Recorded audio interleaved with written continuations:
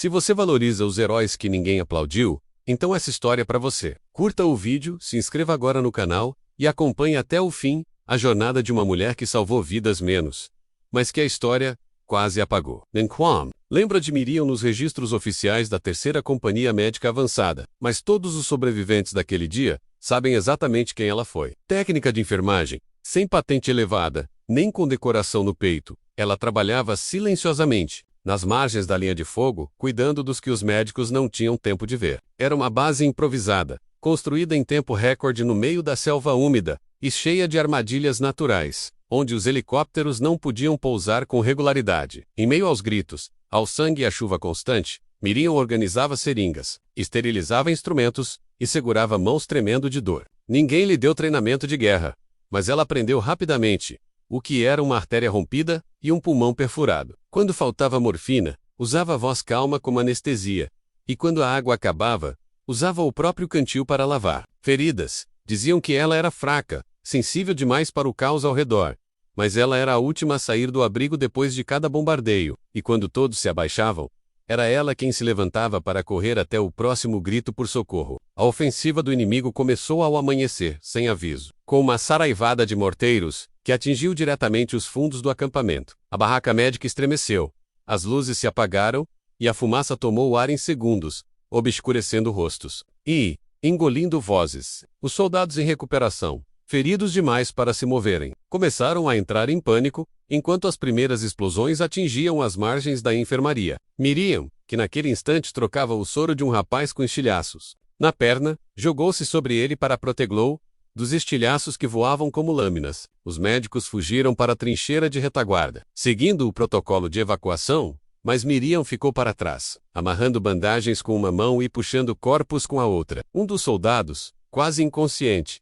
lembra apenas de ver o rosto dela iluminado por chamas e sangue, e sua voz repetindo: "Você não vai morrer aqui, entendeu? Eu juro que você não vai morrer aqui." Nenhuma ordem foi dada a ela, nenhum reforço chegou, mas naquela hora, ela decidiu que a vida de cada um ali dependia da força que ainda havia em seus braços e pernas. Ao perceber que as estruturas da tenda iriam ceder com a próxima onda de artilharia, Miriam decidiu fazer o impensável: transportar os feridos sozinha até o antigo abrigo de suprimentos, a cerca de 100 metros morro acima. O terreno era inclinado, lamacento, e cada passo exigia um esforço desumano para quem carregava corpos inertes nas costas. O primeiro soldado que ela levou tinha o tórax enfaixado e não conseguia respirar direito. E mesmo assim ela subiu com ele escorregando pelo ombro, afundando os joelhos na lama. Voltou correndo, ou mais perto disso, e fez o mesmo com o segundo, o terceiro, o quarto. Cada viagem custava minutos preciosos e arrancava pedaços de suas forças. Mas ela não parava, mesmo com o céu escurecendo por causa da fumaça,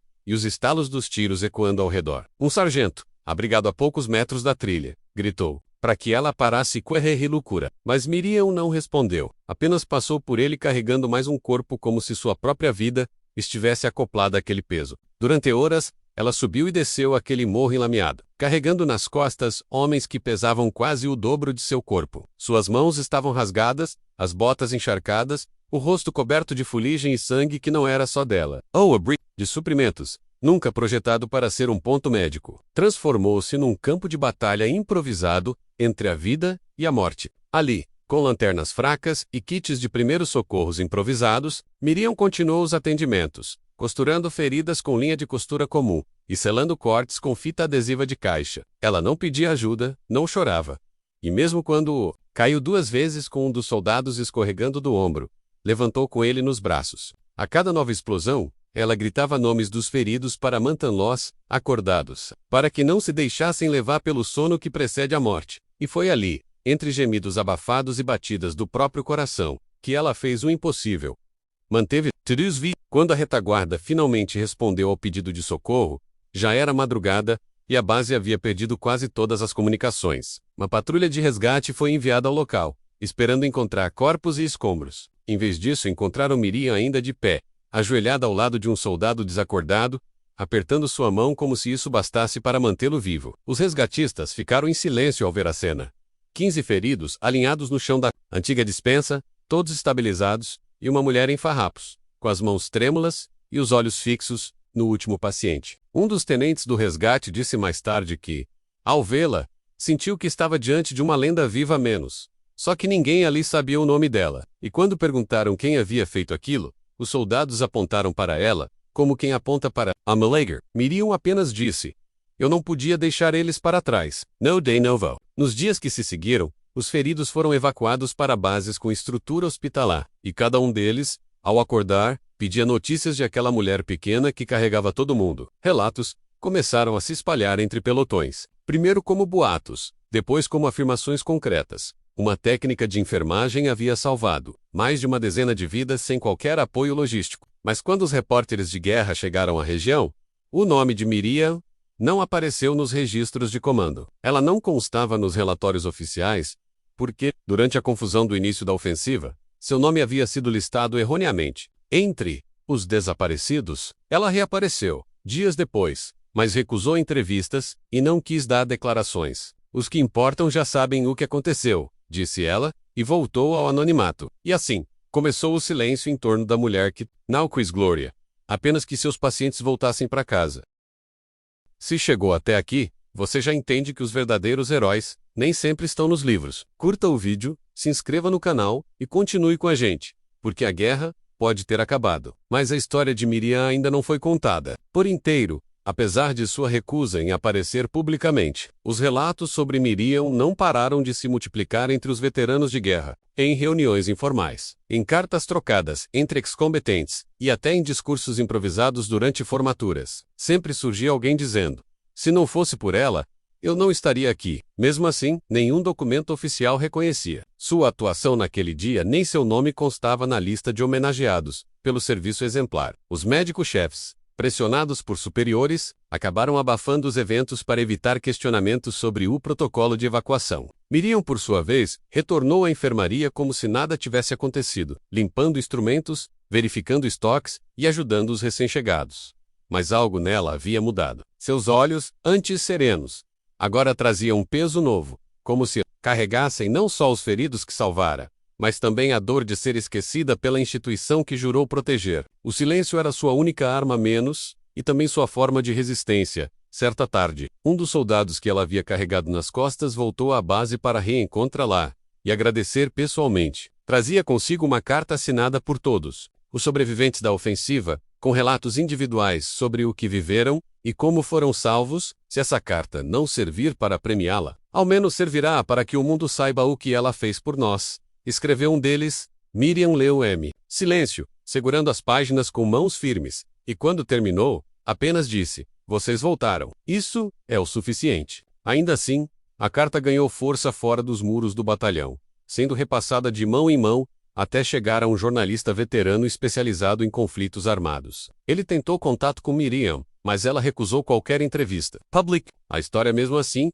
trocando seu nome por a técnica fantasma, e gerando enorme repercussão. O público queria saber quem era ela, onde estava, por que não aparecia. Mas Miriam se manteve onde sempre esteve, no anonimato. Com a popularidade do artigo, parlamentares passaram a cobrar das Forças Armadas uma resposta oficial sobre a omissão de nomeações. Investigações internas começaram, e Miriam foi chamada a prestar depoimento sobre os acontecimentos da madrugada da ofensiva. Sentou-se diante de uma mesa cheia de oficiais superiores, todos em farda impecável, e relatou os fatos com precisão cirúrgica, sem elevar a voz ou demonstrar ressentimento. Quando perguntaram por que não reportou sua atuação no relatório original, ela respondeu: "Ninguém me perguntou." A frase seca e direta repercutiu entre os próprios auditores, que anotaram cada palavra com atenção. Um dos generais sugeriu uma medalha de bravura retroativa, mas Miriam recusou ali mesmo. Disse que o reconhecimento que importava já havia recebido dos que sobreviveram, e completou: "Medalhas não estancam sangramentos." Aquilo encerrou a reunião em silêncio.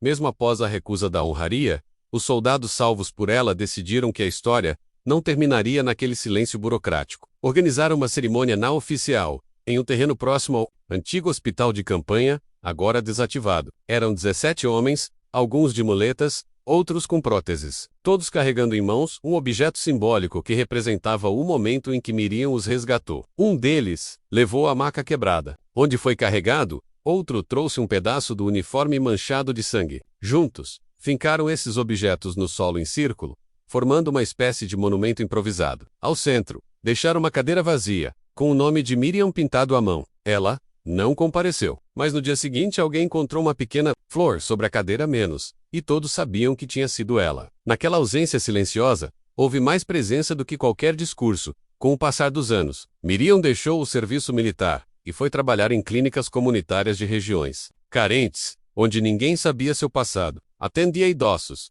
vacinava crianças, fazia curativos em moradores de rua. Quando perguntavam por que ela nunca parava, ela respondia apenas: porque ainda tem gente sangrando. Recusou aposentadoria, recusou cargos de chefia, recusou homenagens, era vista como alguém comum, até que um novo soldado ferido em missão foi trazido à clínica após um acidente, durante um exercício de treinamento. Ao vê-la, reconheceu de imediato o rosto que estava gravado em sua memória, pelas histórias que ouvira do próprio pai, um dos homens salvos por Miriam. Ele se ajoelhou diante dela e chorou, e ela, sem dizer nada, começou a estancar o sangramento em seu braço como fazia com todos os outros. A repercussão do reencontro entre Miriam e o filho de um sobrevivente reacendeu o interesse pela sua história. Mas mais uma vez, ela se afastou, desaparecendo por meses sem deixar rastros. Quando reapareceu, foi em uma vila no interior, vivendo de maneira simples e cuidando de um pequeno posto de saúde. Lá, mantinha um caderno com anotações minuciosas de todos os atendimentos, como se ainda estivesse em campanha. Visitava pacientes de bicicleta, carregando uma mochila com gaze, esparadrapo e remédios básicos. As pessoas da vila não sabiam seu nome completo, menos chamavam-na apenas de Dona Miri, mas todas sabiam que, se alguém estivesse ferido ou doente, era ela quem apareceria. Com o tempo, até mesmo as crianças passaram a imitá-la em brincadeiras, usando panos velhos como jalecos. Elas se tornaram um símbolo invisível de cuidado e coragem, menos exatamente como sempre fora. Um dia, Grupo de XLD organizou uma expedição até aquela vila, com a intenção de rever Miriam e entregar-lhe pessoalmente um livro que haviam escrito com seus relatos de guerra. Ela os recebeu com chá, biscoitos caseiros e nenhuma menção ao passado. Passaram horas conversando sobre tudo menos sobre guerra. Foi só na despedida que um dos soldados lhe entregou o exemplar e disse: "Agora a senhora está escrita, mesmo que nunca tenha pedido." Ela sorriu, tocou a capa com delicadeza e disse: "Então agora posso descansar um pouco." Mas no dia seguinte, estava de volta ao posto, trocando curativos em uma idosa com diabetes. Para Miriam, descanso era algo que só podia existir depois que todos estivessem bem, e como sempre havia alguém precisando, ela continuava menos silenciosa, firme e esquecida pelos livros. Você já chegou até aqui, então sabe que algumas histórias não podem ser esquecidas. Curta o vídeo, se inscreva no canal e acompanhe o fim desta trajetória, porque toda guerra precisa de alguém que cure as feridas que ela deixa. Anos mais tarde, o livro escrito pelos soldados sobre Miriam começou a circular entre veteranos, filhos de ex-combatentes e historiadores. Alguns começaram a questionar como uma figura tão essencial pôde ter sido apagada da documentação oficial. Por tanto tempo, outros, especialmente jovens estudantes de enfermagem e medicina, passaram a citar Miriam como inspiração silenciosa, embora seu nome completo ainda não constasse nos registros militares. Um professor de história militar criou um projeto voluntário chamado Memória Invisível, reunindo nomes de técnicos, motoristas, cozinheiros e outros heróis, não combatentes esquecidos pela burocracia. No topo da lista estava apenas uma anotação técnica: Miriam, terceira companhia, menos a que carregava nas costas. A figura dela, nunca fotografada em campo, começou a ser ilustrada em murais escolares com traços genéricos, sempre com uma mochila nas costas e uma expressão determinada. Era como se, mesmo sem rosto, todos soubessem exatamente quem ela era. E nesse anonimato simbólico, sua imagem se multiplicava. Certa noite, uma cerimônia silenciosa foi organizada na antiga base militar, onde tudo havia acontecido. Os veteranos da ofensiva estavam velhos, muitos usando bengalas ou cadeiras de rodas, mas nenhum deles deixou de comparecer. Ao centro do pátio, havia uma cadeira comum, coberta por um lençol branco e rodeada por 17 capacetes, um para cada soldado, salvo por Miriam. Não houve discursos, nem fanfarras, nem autoridade presente. Apenas um por um, os veteranos se aproximaram e tocaram a cadeira em silêncio, como se selassem uma promessa. Quando a lua subiu alta sobre a bandeira, um dos soldados colocou no assento uma caixa pequena com o nome dela escrito à mão. Dentro, havia cartas, fotos, desenhos de crianças e uma medalha que um deles recusou receber anos antes, dizendo que pertencia a outra pessoa. Não era uma cerimônia oficial, mas, para quem esteve ali, foi o maior reconhecimento que ela poderia receber. Miriam soube da cerimônia dias depois, quando uma jovem estudante de enfermagem chegou à vila e lhe entregou um envelope trazido por um dos soldados. Dentro, havia apenas uma fotografia da cadeira cercada por capacetes e a frase: "Agora, todo mundo sabe." Ela olhou a imagem por longos minutos, sem dizer uma palavra. Depois, dobrou o papel com cuidado e o guardou dentro do caderno onde registrava atendimentos. Não disse se iria até a base. Não agradeceu. Apenas levantou-se, pegou sua mochila e foi até a casa de um rapaz que havia torcido o tornozelo no campo. Para ela, o presente sempre exigia mais do que o passado podia oferecer. E talvez fosse essa escolha, dia após dia, que a tornasse tão essencial. O tempo passou, como sempre passa, e Miriam envelheceu, como se o mundo não a notasse. Suas mãos perderam agilidade, a vista ficou mais lenta, mas sua vontade de servir continuava intacta. Quando perguntavam por que ainda insistia em trabalhar, ela respondia com uma pergunta: quem mais vai fazer isso? Nunca reclamava, nunca cabrava, e parecia se mover guiada por algo maior do que reconhecimento. A jornalista, que acompanhava os rastros da história para um documentário, conseguiu localizá-la na vila, mas foi recebido com um sorriso simples e um "não quero aparecer." Ele insistiu. Miriam levantou a manga da blusa, mostrando uma cicatriz que cruzava o braço. "Isso aqui é mais do que qualquer medalha." O jornalista não filmou, mas contou essa frase no documentário, e foi ela quem abriu o episódio. Uma lembrança viva sem rosto, mas com cicatrizes visíveis, quando Miriam finalmente se aposentou. Foi por ordem médica, depois de um pequeno infarto silencioso. Mesmo assim, tentou continuar fazendo visitas aos pacientes da vila, até ser proibida pelos filhos de uma senhora a quem tratava. Diziam que ela precisava descansar, que já tinha feito o suficiente. Ela respondia que só pararia quando ninguém mais precisasse. Até que um dia simplesmente não apareceu. A vila ficou em silêncio. As crianças esperaram na porta, os vizinhos perguntaram. E no fim da tarde, a encontraram sentada em sua cadeira, no quintal, com um caderno no colo e um sorriso calmo no rosto. Havia partido sem alarde, menos como sempre viveu. Com ela, parecia que a guerra enfim tinha encerrado seu último capítulo. A notícia de sua morte espalhou-se devagar, mas alcançou destinos distantes. E soldados de diferentes regiões mandaram cartas, vídeos e lembranças. A vila recebeu visitas de pessoas que vinham só para deixar uma flor no portão da pequena casa. No cemitério local, não houve grandes discursos, nem banda, nem bandeira dobrada, mas um por um, 17 homens deixaram suas condecorações ao lado da lápide modesta, onde se lia apenas Miriam. Técnica, presente. As condecorações enferrujaram com o tempo, mas ninguém as recolheu. Eram parte da memória viva que Miriam deixou, não nos livros, mas na pele e no coração de quem a conheceu. E por mais que a história a tenha esquecido, ninguém que foi carregado por ela jamais conseguiu. Meses depois, uma nova geração de enfermeiras em formação passou a visitar a vila como parte de um programa de estágio. Uma pequena sala foi transformada em memorial, com cópias dos relatos, cartas e o caderno de anotações dela, emoldurado na parede. Ali, não havia tecnologia, apenas registros feitos à mão, com nomes, sintomas, diagnósticos e desenhos infantis, colados com fita adesiva. As jovens profissionais tocavam os papéis como quem segura algo sagrado. E antes de sair para o primeiro dia de campo, muitas escreviam bilhetes e os colocavam dentro de uma caixa com a inscrição: "Para quem nunca me deixou cair." Era o ritual silencioso de quem entendia que a guerra continua menos. Só muda de forma. Um monumento foi construído discretamente no local onde ficava o hospital de campanha. Hoje apenas um campo coberto de grama alta. Não havia estátua nem busto. Apenas uma trilha estreita marcada por pegadas de metal cravadas no chão, menos como as marcas de alguém que passou várias vezes,